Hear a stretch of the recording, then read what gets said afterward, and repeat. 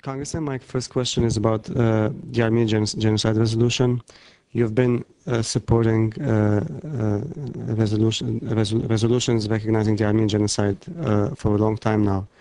Where does it stand at this point, and what needs to be done to have it put on to vote? Well, it is H.R. 106 is the Armenian Genocide Resolution. We have 226 co-sponsors now. The majority in the House of Representatives is 218 votes. You have to reach that vote count for anything to pass. So we have more than enough co-sponsors who are dedicated to support it to pass this bill once it gets to the floor. I think the Speaker has indicated that she'd like regular order with this bill, which means it has to go through the Foreign Relations Committee. And we're doing our best to try to get it through that committee by the end of this year, hopefully next month, during the month of October. And if we do, then it'll be a question of whether the Speaker will allow the bill to come to the floor. She'll have a lot of pressure on her because there's more than the majority of the House of Representatives on that bill. And if she does, she'll get a call from President Bush asking her in the name of national security not to allow this bill on the floor. And it's that time that we're hoping that she'll respectfully disagree and allow the vote to occur. I think if that's the case, I believe we'll get over 300 votes for that, for the Armenian genocide. The question is, the question is not, will it pass? The question is, will Speaker Pelosi allow it to come to the floor?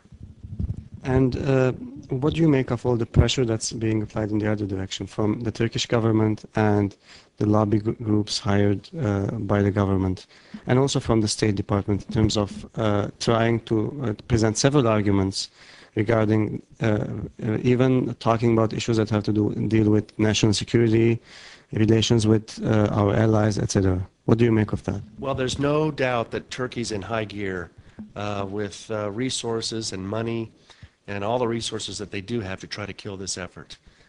You saw recently a letter to Speaker Pelosi by the former secretaries of state coming from way back. Their lobbying effort on the Hill is very expensive, and they pay a lot of money for it.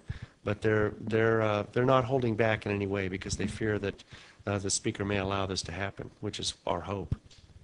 And why do you think it is important for the United States at this juncture? I mean, it's high time, but why do you think it is important for the United States to recognize a calamity that took place 92 years ago in a different part of the world? Well, my response to that is because I was cornered by some State Department officials at one time warning me that if something like this were to occur, it could be catastrophic for the region in the Middle East and turn Turkey east rather than west. And you know, my one response, and they were saying, why do you want to do all this? And it's very, disputable whether that would happen or not.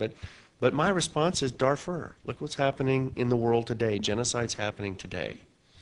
And I think if we don't, as a world, stand up to genocide and call it genocide when it is, then there's no excuse for it not to keep occurring in the world today. And I think that that's one of the crimes of nature that I think the world needs to deal with. And the more that we can recognize genocide when it's clear and when it did happen, even if it happened 90 years ago, that is an important thing that we must do. And that's my response, I think, to people who say, well, George, this has been 90 years ago, perhaps we should get over it, perhaps we should move on. And another significant point is that Turkey is not letting the issue go. They're trying to erase it from their past. And it hurts Turkey. They want to be in the European Union. They've been loyal members of NATO, and you got to give them that. But they need help growing up and becoming what they want to be, and that's players in the world. But you can't do that unless you're willing to face your past. And, I think everybody from the Armenian point of view, and those of us that put the genocide bill in its form, clearly recognize that this is the Ottoman Empire and certainly is not the current government of Turkey. But I think it's important for countries that want to be what Turkey wants to become. It's important for them to recognize their past and be honest about it. And I think that's, I view this and the American recognition of the genocide is helping Turkey become what they want to be. So their effort is very, very strong here, and we're just trying to with the support of the ANC and the Armenian diaspora and the Armenian community, we just need to keep pushing it. I mean, you mentioned their effort. I mean, do you feel any difference in the intensity of work being done against the resolution, both from the lobby and the State Department over the past year? Yes, and I think it was because under the old scenario, before the elections last year, Dennis Hastert was the speaker, and of course President Bush was the president. Under that scenario, I think the Turkish government felt comfortable that a bill would not be allowed to come to the floor because it had happened once before. As you know, I was walking up the steps in 1998, and it was then that President Bill Clinton made the call to Dennis Hastert asking him not to bring it to the floor in the interest of national security, and Denny Hastert, the speaker, obliged. Now we have a new speaker, so it's a big question mark as to whether or not, and a new speaker that was a past supporter of the current or past genocide recognition efforts. So I think that there's some uncertainty there about what this new speaker might do, and because of that, Turkey has ramped up their efforts in a big way. Now, I mentioned previously this letter that was signed by almost 8 former secretaries of state.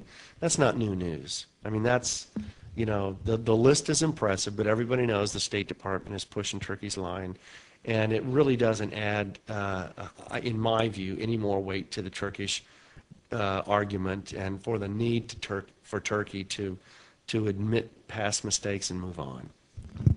Congressman, my concluding question is on support for the resolution. Now, especially in the Turkish media, we read reports about how the Democrats are pushing for this. However, if we look at the list of the supporters of the genocide resolution, the bipartisan presence is there. What do you have to say about that? Well, it is. It's a bipartisan effort. And I think when people are presented with the facts, they understand that something like this needs to be recognized. And again, there are a lot of people that may not sign on the bill, but when the bill comes to the floor, they will I believe it'll get more than 300 votes, and it'll be a very bipartisan effort. So I think that we've done our job to make sure that that's the case, that this is a good cross-section of the Congress on this genocide recognition bill, and I believe it helps the effort. Thank you very much. You're welcome.